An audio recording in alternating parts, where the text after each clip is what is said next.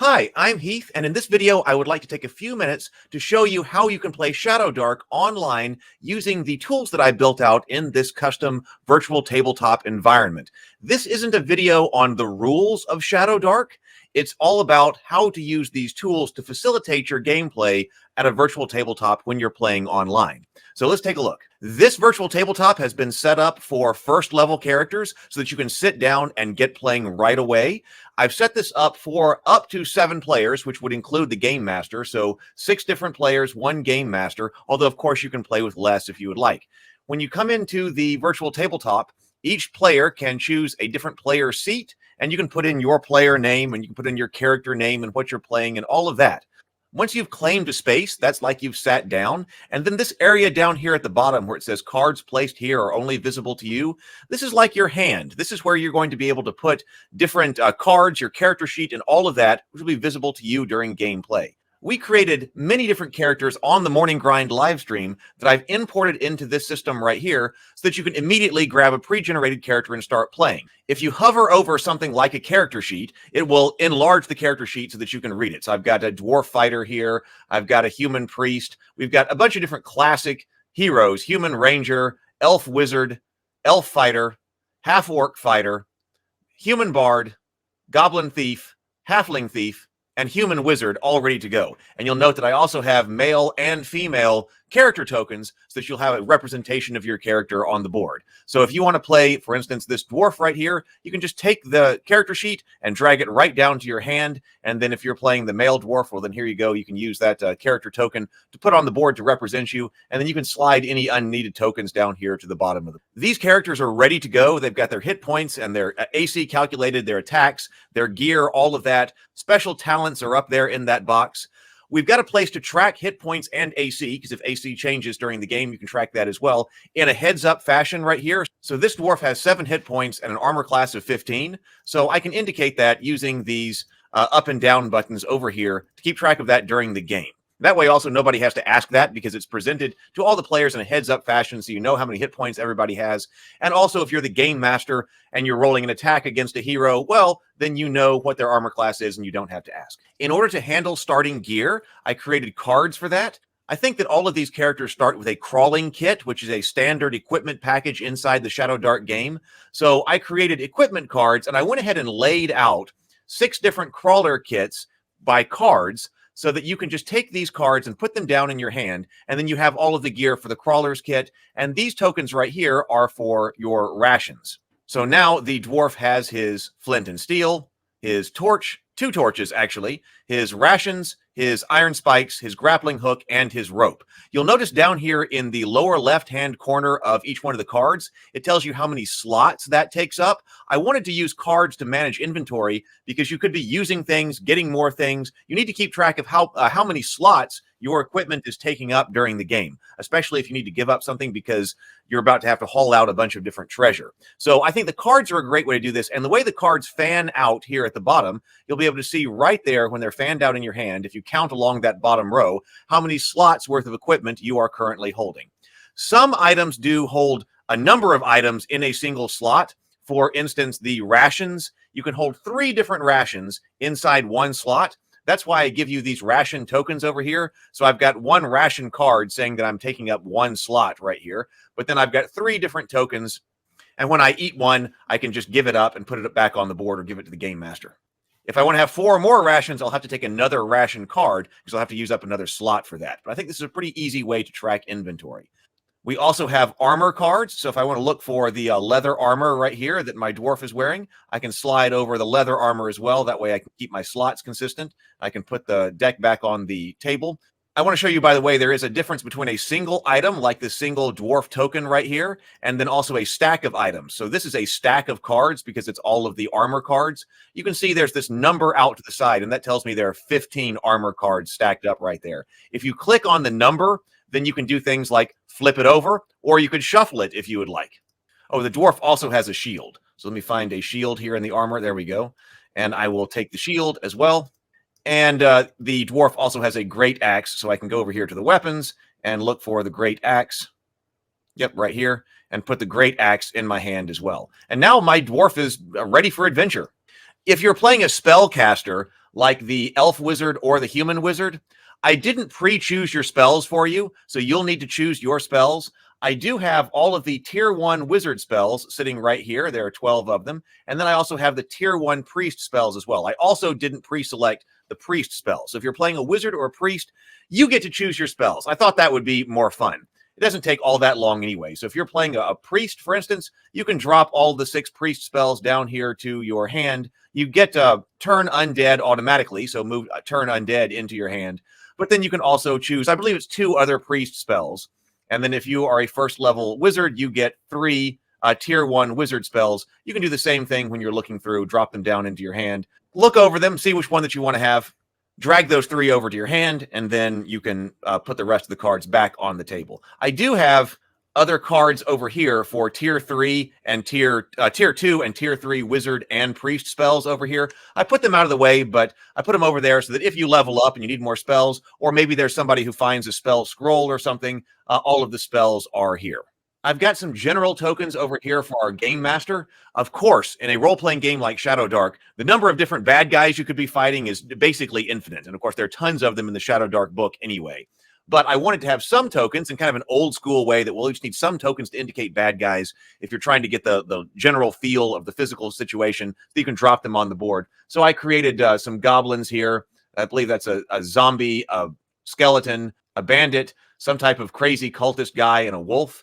And you can drag these off. You will notice that each one of these is numbered, so that if you need to refer to a specific number or the game master needs to be tracking the hit points of a specific monster, each different token has a different number. For instance, here's the number 2 wolf, so that that allows you to track that during the game. And if you click it, then it flips over and to indicate that it's dead. You can search monsters specifically in Shadowdark, so I wanted there to be some way for you to indicate on the game board that there was a monster there, but it's dead now and it's potentially available to be searched. So that's what turning it over is. By the way, if you turn over your heroes, you also get a skull. So if you drop to 0 hit points, you can turn your token over so that everybody knows that, oh my God, we got a hero down.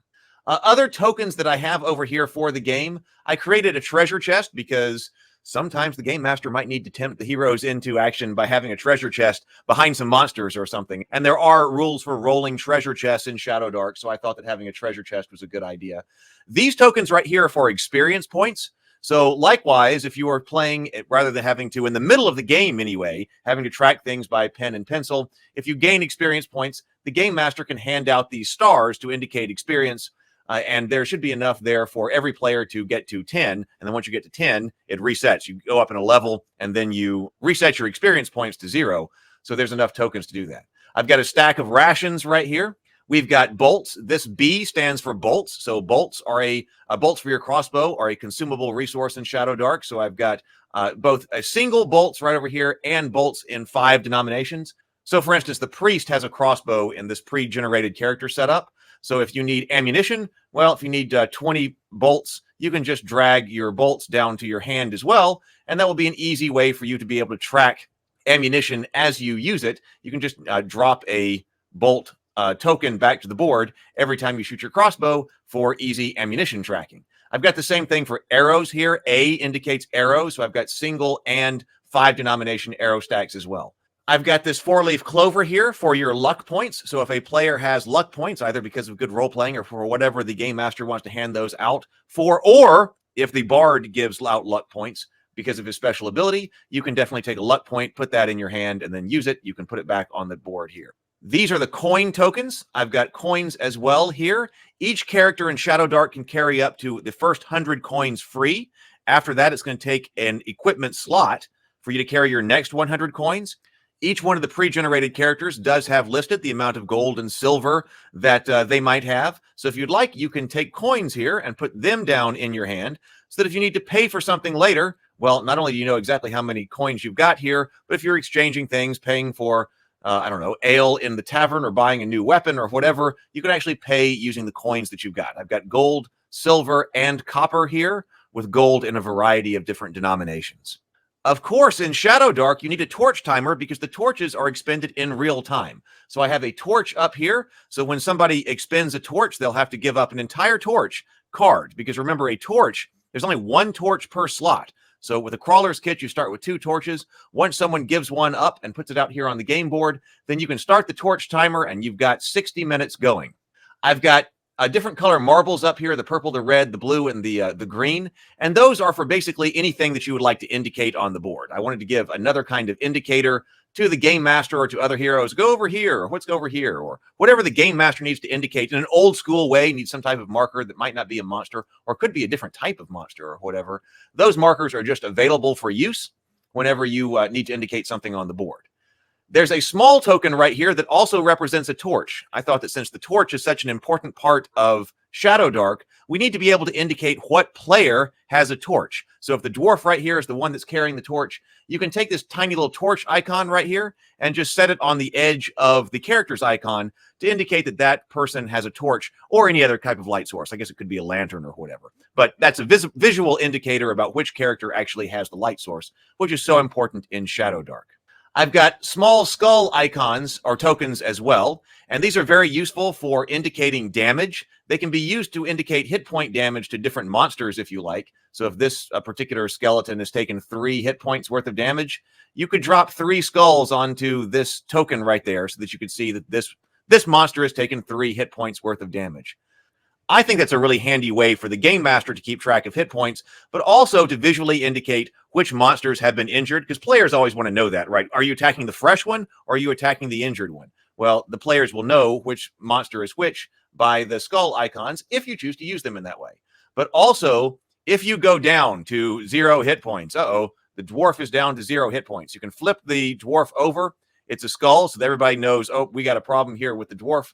But then also, when you roll your timer, I think it's neat to just indicate the number of rounds. You've got your death timer. When you roll your death timer, use the skulls to put them around your icon to show how many different rounds it is before you die. And then when it comes around to your turn, roll your d20 to see if you roll the 20 to get up with 1 hit point. And then if you don't, well, then you take one of the tokens and put them back over there. So you've got a death timer on there. I think that's a really good touch to Shadowdark here. There are a lot of different magic items in Shadowdark. I didn't make them all out, but I did make up a potion of healing card for the game master to use. The game master can put this in his or her hand, and any other the game master specific items like these monster cards we're about to get to. I figured that a potion of healing might be something that is kind of often handed out. I'm not exactly sure, but it just seemed like something that we should have. And for the game master, I've got monster cards sitting down here.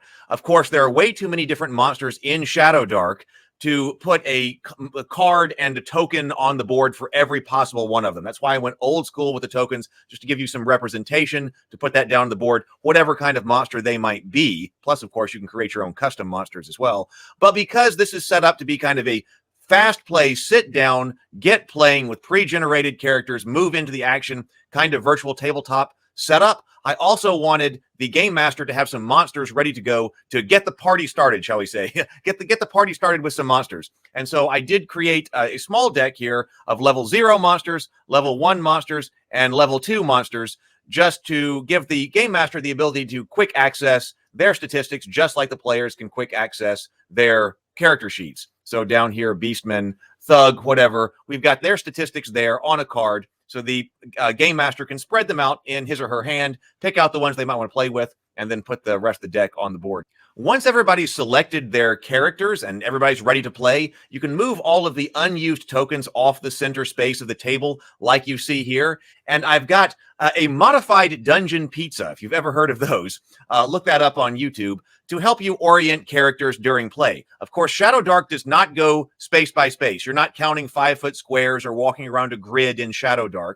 You're using distances like close, near, and far, right? So what I did is I just put this modified dungeon pizza with different sectors on here using quadrants.